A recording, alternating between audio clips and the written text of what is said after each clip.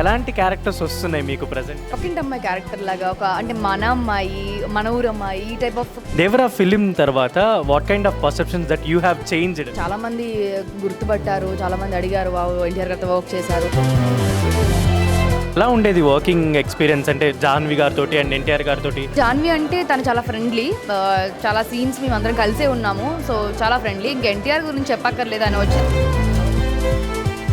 Hi hello welcome to Telugu one. నేను మీ anchor Sarath. ఇవాళ మనతో పాటు బ్యూటిఫుల్ గార్జియస్ రేఖా నిరోష గారు ఉన్నారు. ఎలా ఉన్నారు రేఖా గారు? బాగున్నానండి, మీరు ఎలా ఉన్నారు?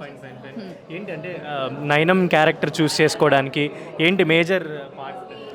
సో నాకు డైరెక్టర్ గారి ఫస్ట్ స్టోరీ చెప్పగానే అనిపించింది వెరీ ఇంట్రెస్టింగ్ ఎలిమెంట్స్ ఉన్నాయి నా క్యారెక్టర్లో.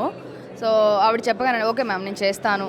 సో G5 నాకు ఈ ఆపర్చునిటీ ఇచ్చినందుకు నాకు నిజంగా చాలా హ్యాపీగా అనిపించింది. యా. అండ్ మీరు అంటే ఇప్పుడు ఈ రోల్ చేశారు, యాక్చువల్లీ ప్రీవియస్ కూడా కొన్ని ఫిల్మ్స్ చేస్తున్నారు. అండ్ అంటే ఎలాంటి క్యారెక్టర్స్ వస్తున్నాయి మీకు ప్రజెంట్ యాజ్ ఆఫ్ నవ్ అయితే పక్కింటి అమ్మాయి క్యారెక్టర్ లాగా ఒక అంటే మన అమ్మాయి, మన ఊరు అమ్మాయి, ఈ టైప్ ఆఫ్. నాకు కూడా అవే ఎక్కువ ఇంట్రెస్ట్ కూడా. సో అలాంటి క్యారెక్టర్స్ చేస్తున్నాను ప్రజెంట్ కూడా. యా. అండ్ మీరు గతంలో ఒక ఇంటర్వ్యూలో మాట్లాడుతున్నప్పుడు తెలుగు అమ్మాయిలు ఎందుకు పెట్టుకోరు, తెలుగు వాళ్ళకి ఛాన్సెస్ ఎందుకు ఇవ్వరని అడిగితే మీరు ఒక జస్టిఫికేషన్ చెప్పారు ఎందుకు పెట్టుకుంటారు అనేది.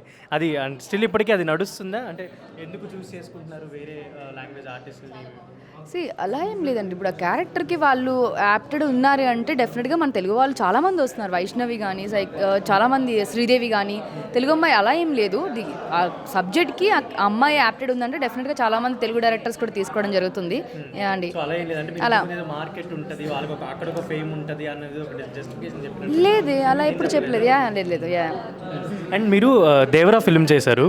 దేవరా ఫిలిం తర్వాత what kind of perceptions that you have changed? So Devara చేయడం వల్ల నాకు నిజంగా చాలామంది గుర్తుపట్టారు, చాలామంది అడిగారు, ఎన్టీఆర్ గారితో వర్క్ చేశారు, మంచి టీమ్ అని. నేను కూడా అది చాలా హ్యాపీగా ఫీల్ అయ్యాను. తర్వాత కూడా చాలా సినిమాలు కూడా చెప్పారు నాకు.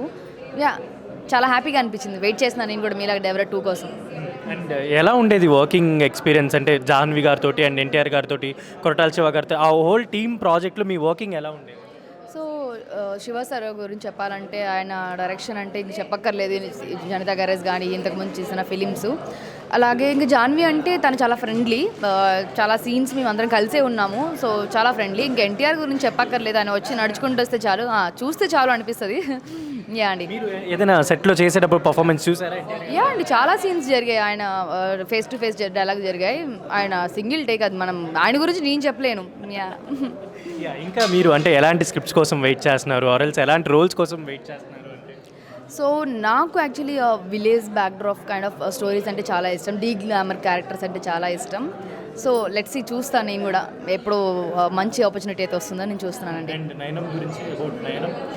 నైనం గురించి నేను ఇప్పుడేం చెప్పలేను. December 19th మీ ఫ్యామిలీతో మీ ఇంట్లో ఒక బంచ్ ఆఫ్ పాప్కార్న్ పెట్టుకుని హ్యాపీగా చూడొచ్చండి. థ్రిల్లింగ్, లైక్ కొన్ని సందర్భాల్లో ఫన్ ఫీల్ అవుతారు. నెక్స్ట్ ఏమవుతుంది, ఒక రెప్పేసే టైంలో ఒక మూమెంట్ జరిగిపోతుంది. అంత ఇంట్రెస్టింగ్ కంటెంట్స్ ఉన్నాయండి దీంట్లో. Yeah. Thank you so much. Yeah, thank you.